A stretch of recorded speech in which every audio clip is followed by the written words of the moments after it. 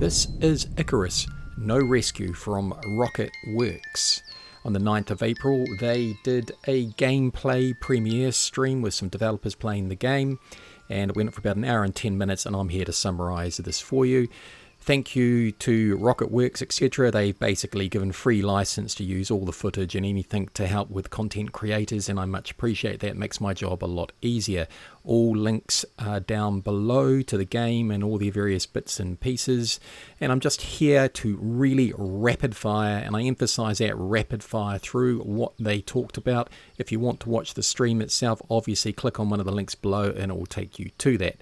The main participants in this were Dean Hall, the CEO of Rockwertz, obviously previously from DayZ, if you didn't know that, one of the lead developer of that game, the mod, and then DayZ Standalone, and he has with him Brian Hicks, the executive producer of Icarus.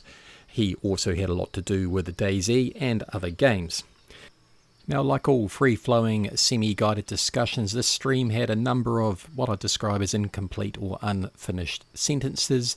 This just as a conversation naturally moves and flows, that's to be expected, but it did also provide a real insight into the devs' thinking and contain some real gold as well about what Icarus is going to be.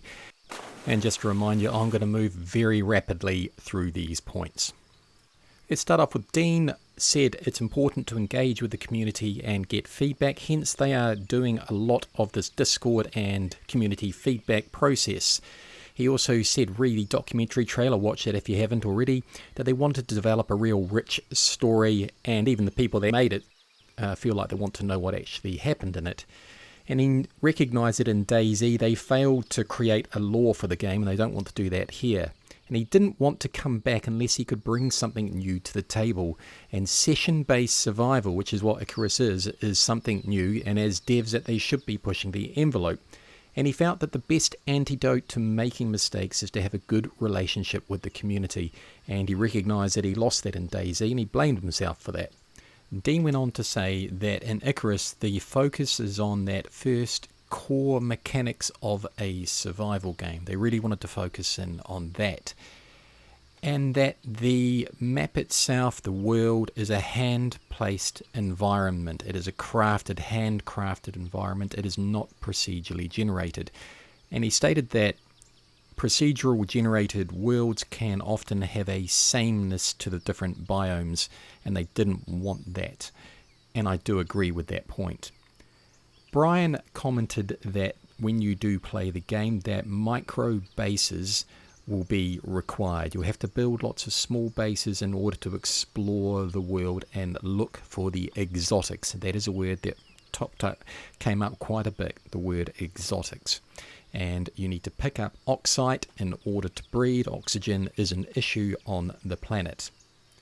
And he also said that all the trees can be chopped down, the rocks can be mined, storms can blow down trees, and lightning can start fires. Now, one of the things I did notice is that in the actual gameplay and some of the commentary was that you need to eat food to feed yourself, or else you will starve. That will be an interesting mechanic to see how they get that one to work. Brian talked a bit about the weather. He mentioned that the sandstorms in Conan Exiles stood out for him, and that maybe has influenced part of this game, and that is important in Icarus to hide from the weather. The weather has an effect on players, and storms are a big threat. Now, the building mechanics themselves was actually spoken quite a bit about in this video stream. Dean said that they wanted to deliver on good building mechanics, but more importantly, they wanted a reason to build things, that you had to have a reason in the game to do what you had to do in regards to building. I like that. In regards to crafting, you have to spend materials, and they wanted multiple layers of progression. And cutting between a lot of flappy talk, they basically said that the progression for your player is between drops in orbit, and that was an important part to realise that you did actually increase your skill on the ground. That was clearly obvious through the gameplay, but in orbit, when you went back up into orbit, that's where your player progressed, and they took those skills and the things back down into the next drop. Persistence, which is obviously a survival meat and drink, let's say, was mentioned. And it was made very clear that if you don't get back to the dropship in time, you die, and then you're back to square one. Now, I think we should put that in the correct context, is that you lose everything from that drop. You don't lose your character, I suspect, but I'm not really sure about that. That wasn't really made clear. How long are the drops? Well, looking at the timer in this game, it was 1 day, just a little bit over 24 hours, and checking the timer against my watch as the seconds clicked by, they equated to real-world seconds. So this particular drop, I guess if they played it, would run for 24 hours before they had to get back to that ship. Dean did talk about that mechanic can be tweaked and changed, and different drops will have different timings on them. They talked a bit about the tech tree, that is your character's tech tree, your technological advancements in the game. You see this in the gameplay a bit when the usual sort of flowchart pops up. That requires some tweaking. Hasn't quite been sorted out yet. Whilst watching the game itself, and they did cut across to the gameplay and listen to the devs play the game, the first thing you should note is the devs are moving quite rapidly. They clearly played this game a lot. That was something that I really noticed, was how rapidly they were moving between things and clicking on things. That makes the pace of the game quite frenetic. Now that is something they have to be a bit careful about, because if it's too frenetic all the time, well, it gets a bit wearisome, and in survival games not everybody wants to play like that. So that's an interesting mechanic they have to keep an eye out for. Some of the other things the devs mentioned in the game while they were playing was obviously you need meat so you won't starve, you have to hunt the deer. Oxygen, you can store it. There's bladders, you need to make bladders to store oxygen. That's obviously at the early stages of the game. There are wolves, there are bears. I also liked the way that things do get chopped down, like the trees get chopped down. I like the way the rocks get broken apart. This voxel based destruction looks really, really good, and I think that could be quite advanced when we get our hands on it. Trees cause damage, that was another thing they talked about, so the destruction mechanic is quite well advanced. Dean also talked about that you have to smelt various resources to advance through the tech tree, and the buildings, well, like I said earlier, they wanted to make them matter. Now later he also talked about how you will need a radar to locate exotics, and then you will need to build small cabins around as a safe harbour, I guess, from the weather and storms. That was spoken about a few times. This, you need to have a reason to build. You need to build little safe spots as you progress further out into the world, I guess. Dean also mentioned that they wanted to make the core basic survival mechanics fun, and this was one of the 5 pillars of the game. We didn't talk about what the other ones were, but the first one was that basic survival mechanics must be fun. What makes chopping down a tree should be fun. Mining should be fun. I like that thinking, because you do spend a lot of time doing those things, and it's important that they are enjoyable. He also mentioned that there has been a lot of work done on the cave systems, and that the first cohort has the forest biome and the alpine biome.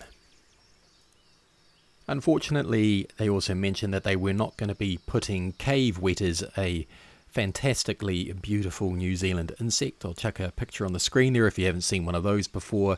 They're not going to be putting those into the cave system. That's a lost opportunity, Dean. You should do that. A question was asked of Dean about permanence of structures and permanence of the drops that you've gone on. And he stated that he wanted to nail the session experience first. That is what Icarus is. You drop down and that is a session. You complete that drop. That is one session by the sounds of it. Going on the back of that, Brian said that they wanted to fully complete the game loop. They wanted to make that work well.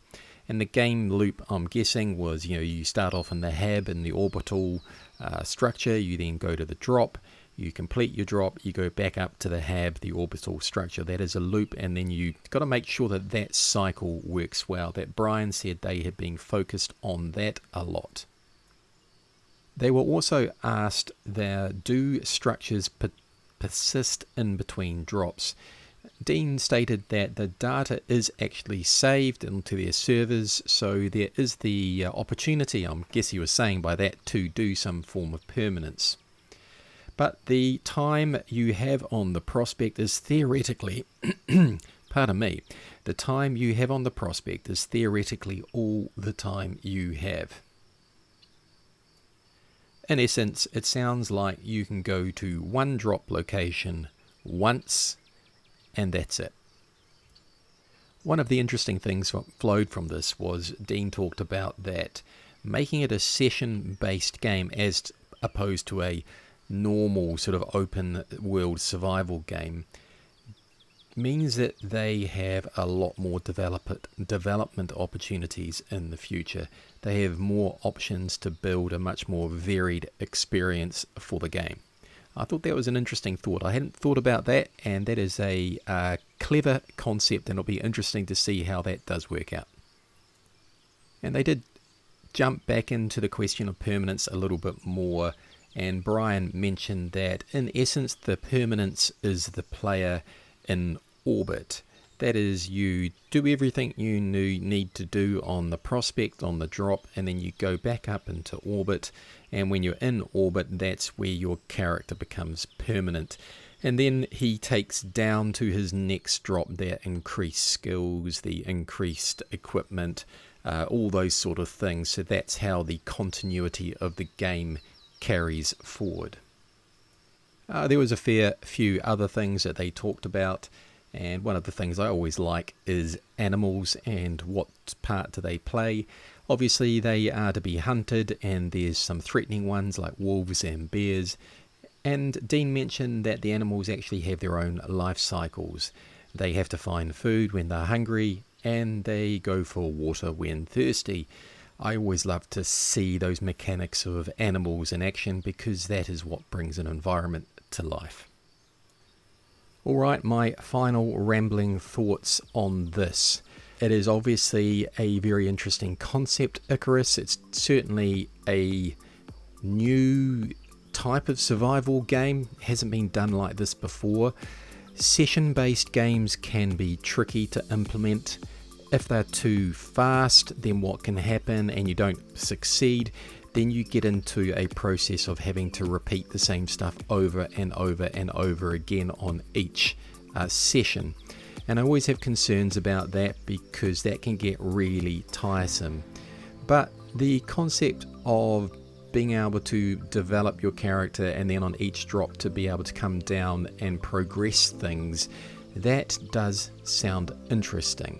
And I like the concept that they could build into those drops more varied experiences. You might be able to do different things. The graphics themselves in the game, the stream was dreadful, had a lot of lag, but when you actually look at some of the screenshots, you can see that the graphics are really sharp. I am quite excited by the game. I like to see a game where you are immersed in the world. If you've watched any of the stuff that I've talked about, DayZ and Scum, immersion is key. The story is fantastic. I like to have a good story behind it, but your daily grind when you're surviving, people don't often think about a story. Immersion is the key. The world around you, how alive it is. It certainly sounds like they're putting a lot of effort into the planet, handcrafted map, the weather systems, the animals, the tech tree. It all looks pretty fleshed out, and they've been playing it for quite some time. So it is exciting to see where this will go.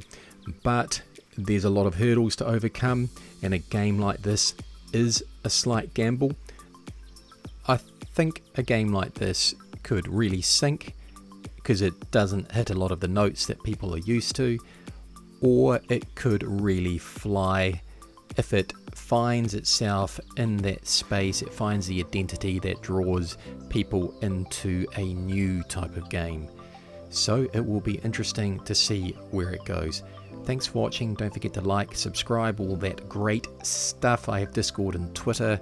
And, well, hopefully I'll see you in the next chapter. I'll be following Icarus quite closely because I'm a Kiwi YouTuber and Dean's a Kiwi and the company's based here in New Zealand.